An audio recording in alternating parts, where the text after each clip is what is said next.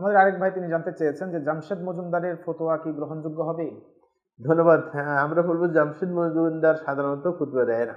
হ্যাঁ, কারণ আমি ওর ফতোয়া দিতে দিতে বেকায়দা পড়ে যাই। ও যত অনেকের আমার নাম্বার দিয়ে দেয়, আমার গোটা দিনের অধিকাংশ টাইম চলে যায় ওর লোকের ফতোয়া দেওয়ার জন্য।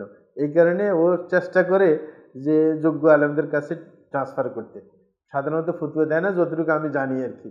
যদি তারপরে ও ফতোয়া দিয়ে ফেলে, ওর কাছ থেকে আপনি ফতোয়া নিতে যাবেন কেন? ও কি বিজ্ঞ আলেম বলে দাবি করছে কখনো? হ্যাঁ, সে একজন হিসেবে মানুষকে উৎসাহিত করে একটু, মানে কথা বলে এক মোটিভেশনাল ধর্মের প্রতি স্পিকার। উৎসাহিত করে, যেটাকে মোটিভেশনাল বলে আর কি।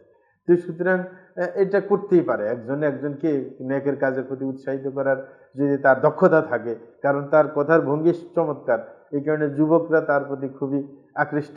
এই কারণে সে যদি কাউকে এরকম ভাবে উৎসাহিত করতে পারে কল্যাণের পথে, খারাপ কি? হ্যাঁ, কিন্তু ফতুয়া নিতে যাবেন কেন? আমাদের প্রত্যেকের জানা দরকার যে আমি কাকে ফতুয়া জিজ্ঞাসা করব। সুতরাং যে ফতুয়া দেওয়ার উপযুক্ত না তাকে কেন জিজ্ঞাসা করতে যাব? আরব দেশে কিন্তু এটা কখনো করা হয় না, এটা একবারে ভুল। কেউ কখনো এরকম ভাবে মানে যে ফতুয়া দিতে পারে না এরকম কাউকে প্রশ্ন করে না। ওরা সাধারণত ইমাম সাহেবকে প্রশ্ন করে, আর ইমাম সাহেব না পারলে চালাকি করে না, মানে সে তার উপরের কোনো আলেমকে প্রশ্ন করে তাকে সমাধান দেওয়ার চেষ্টা করে। আর নিজে যদি ভালো আলেম হয়ে থাকে তাহলে তো সমাধান দিয়েই দেয়। সুতরাং একটা চেইন থাকা উচিত যে আপনি কাকে প্রশ্ন করবেন।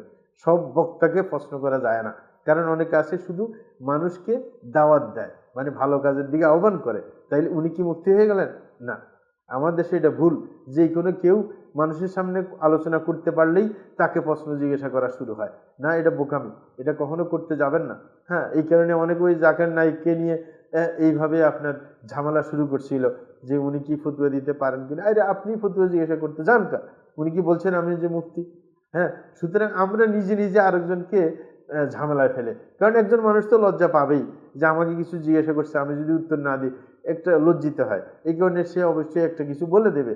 এই কারণে আমরা তাকে বাধ্য করতে যাব না। আমরা যোগ্য লোক ছাড়া কখনো ফতুয়া জিজ্ঞাসা করবো না, এটা আমাদের উচিত।